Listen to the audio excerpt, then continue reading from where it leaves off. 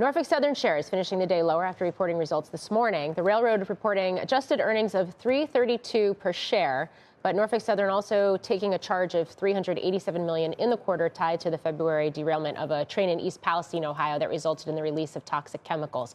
Joining us here exclusively, Norfolk Southern CEO and President Alan Shaw. Alan, thank you so much for being here. It's good to be with you, Morgan. I think the last time we were together, it was the first day of your show, and we were on site at the derailment site. And I'm happy to come back and provide you with an update. Yes, and I want to get into that. And I think first let's start with that $387 million charge. It includes environmental remediation, reimbursement of the EPA's work in the region. Looks like only $55 million was cash in the quarter. How did you come to that number, and how are you thinking about that reserve over the longer term? You know, that's the accrual that we know of as of now, what we can identify. It could potentially change. There's no doubt about that as we work with the Ohio AG and we work with the EPA. I think it also is important to note that it does not include any potential recoveries from insurance or any potential recoveries from third parties. So it'll be subject to change, I would assume. Okay. Remediation efforts, how is that process going since last you and I spoke 2 months ago? You know, when we were there together, I made the commitment that we were going to do the right thing and we were going to do more than less. And we've made a lot of progress. We've made a lot of progress cleaning up the site. You know, we had talked about removing the soil from underneath the tracks. We've already done that under one track. We're progressing under another.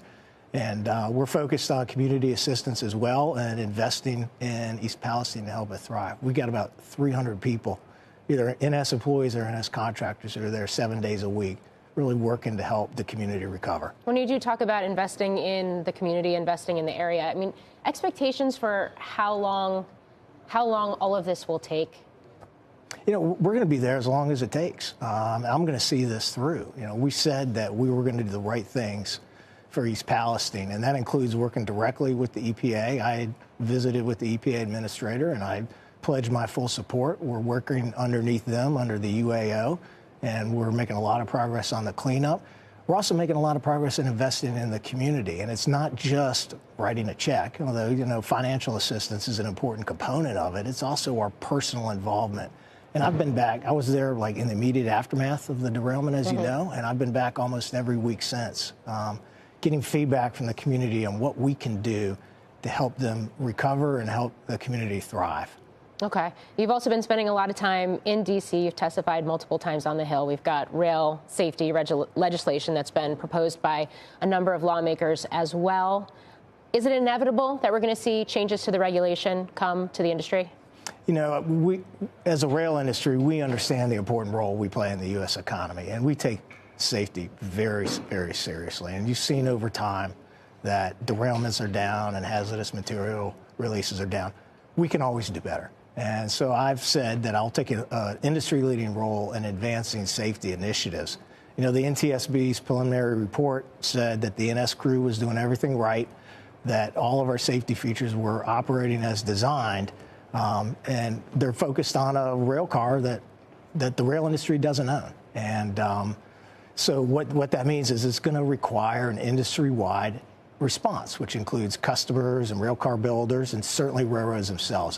And I'm taking an active role in that. I'm going to lean forward. And so I've been on the Hill advocating for many of the safety provisions that are in many of the railway safety bills that are out there. Okay, what are some examples of the type of legislation that you get behind? And I ask that because, for example, the DOT 117s, the stronger tank car, has been brought up. It's in focus, this idea that maybe you could use that for an even wider range of hazardous materials than currently required.